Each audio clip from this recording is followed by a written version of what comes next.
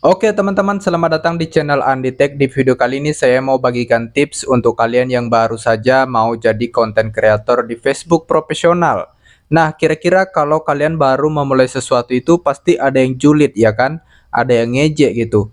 Ah, sok-sokan mau main Facebook Pro kayak ada uangnya aja gitu. Pasti banyak banget di luar sana teman-teman yang minder gitu ngelakuin hal ini, membuat konten di Facebook, takut sama tetangga, irian, pokoknya banyak banget masalah yang harus kalian hadapi ketika kalian memutuskan mau jadi seorang konten kreator. Nah, di sini saya bagikan tips supaya kalian bisa berhasil menjadi seorang konten kreator di Facebook. Di sini kalian harus simak videonya sampai selesai karena di sini saya bagikan sesuai dengan pengalaman pribadi. Di sini kita hanya sharing saja, tidak ada istilahnya guru ataupun murid ya. Jadi di sini kita sharing berdasarkan pengalaman. Nah, dulu itu sebelum saya memutuskan untuk menjadi konten kreator di YouTube, itu banyak banget hal-hal yang saya tidak tahu. Ketika saya mau buat video, saya harus ngedit seperti apa, lalu video apa yang bisa menghasilkan uang. Contohnya seperti itu. Itu adalah contoh kecilnya. Lalu bukan hanya itu saja, di sekitaran di keliling-keliling saya juga saya merasa minder ketika saya mau buat konten. Di sini saya kayak ngerasa, kok saya buat konten gini kira-kira ada yang nonton gak ya? Takut diketawain gitu. Nah, itulah salah satu mental yang harus kalian siapkan dulu ketika kalian itu memutuskan untuk membuat video atau mau jadi seorang konten kreator yang sukses, yang berhasil. Jadi tanamkan dulu di dalam pikiran kalian itu sebuah mindset, sebuah pikiran mental, kuatin mental. Ketika ada ejekan datang, ada yang julid dari tetangga, dari orang-orang di sekeliling kalian, itu jangan didengerin. Pokoknya kalian itu sesuai saja dengan hobi kalian. Misalkan kalian pintar make up, ya udah buat aja konten make up, trik dan tipsnya seperti apa gitu. Contoh kecilnya seperti itu. Kalau misalkan kalian itu punya resep makanan yang mau dibagiin ke semua orang, ya sudah buatin konten. Tapi untuk membuat konten itu sebenarnya ada tipsnya supaya lebih rame gitu. Di sini aku bagiin. Nah, sebenarnya menjadi konten kreator itu tantangannya lebih berat. Ketika kalian memutuskan untuk membuat video, kalian harus memutuskan lagi nih, kalian mau buat video yang tampilin wajah seperti ini atau di balik layar. Misalkan kayak review makanan, cuman suara aja di dubbing, narasi sendiri gitu kan, nggak nampilin wajah, itu sebenarnya ada pengaruhnya ke penonton kalian. Kalau di Facebook menurut saya bagusnya kalian menggunakan wajah kalian ya, nampilin wajah supaya apa? Supaya ada interaksi antara kalian dan juga follower kalian gitu. Jadi mereka lebih merasa dekat. Mereka juga nggak merasa bosan dengan video kalian yang monoton.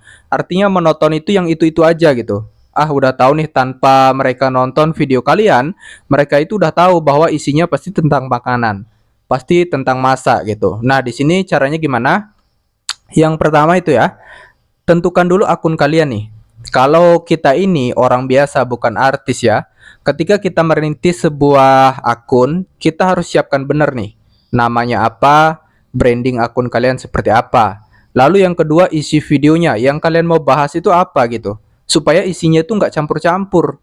Misalkan kalau kalian itu pintar bernarasi, ngomong depan kamera, lebih bagusnya kalian membuat konten itu seputar storytelling, menceritakan sejarah, menceritakan film, pokoknya menceritakan hal-hal yang horor. Itu lebih menarik perhatian orang-orang untuk saat ini. Di YouTube pun seperti itu. Ketika mereka mendengarkan cerita, mereka kayak rasa nyaman aja gitu menonton videonya. Dibandingkan dengan review makanan atau misalkan Hai Bunda.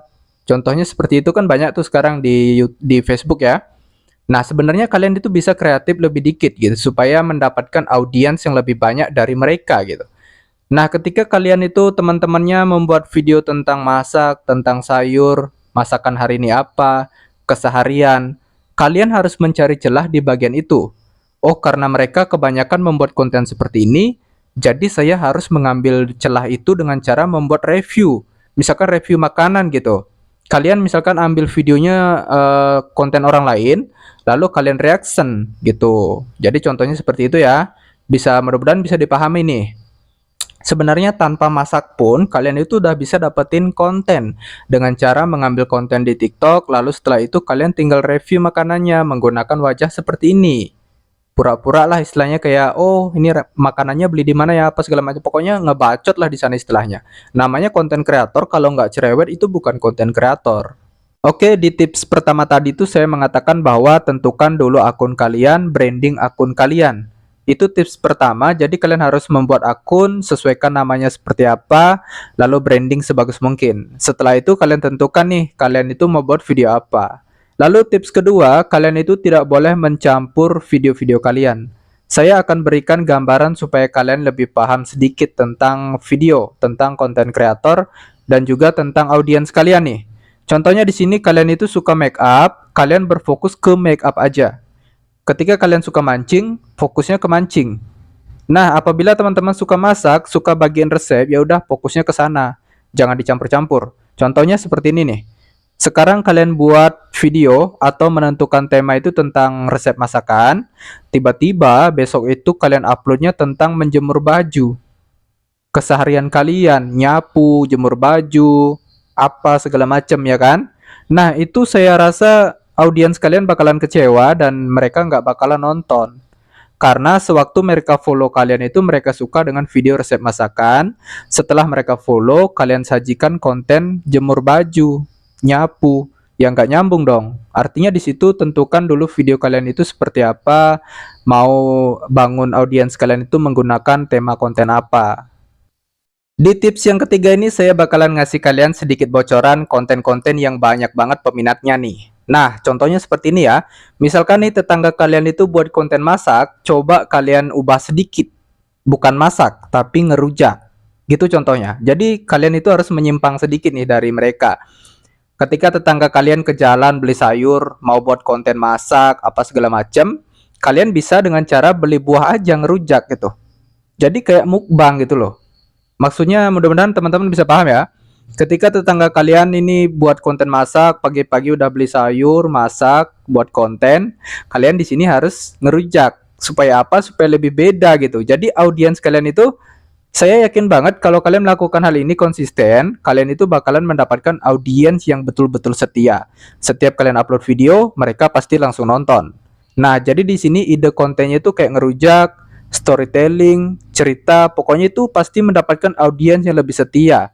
Setiap upload pasti rame. Coba aja. Dan yang kedua, tentukan dulu supaya teman-teman gak campur-campur kontennya ya, konsisten. Nah, jadi di sini kita harus bisa membuktikan kita ini mau belajar cari uang dari internet gitu. Jadi kalau ada yang julid ya udah, hempaskan lah guys, oke? Lalu misalkan kalau kalian bertanya, "Bang, saya ini paling males banget ngomong isi suara karena suara saya itu cempreng, saya malu.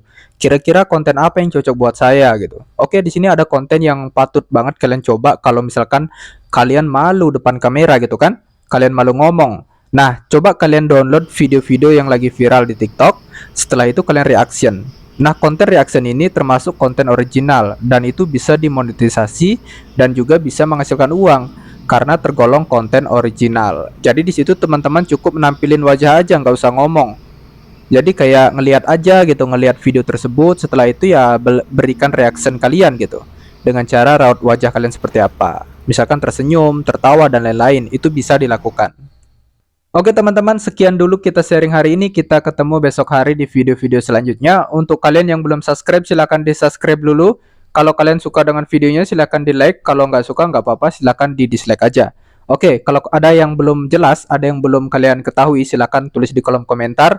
Di sini kita belajar sama-sama. Oke, sampai jumpa di video selanjutnya.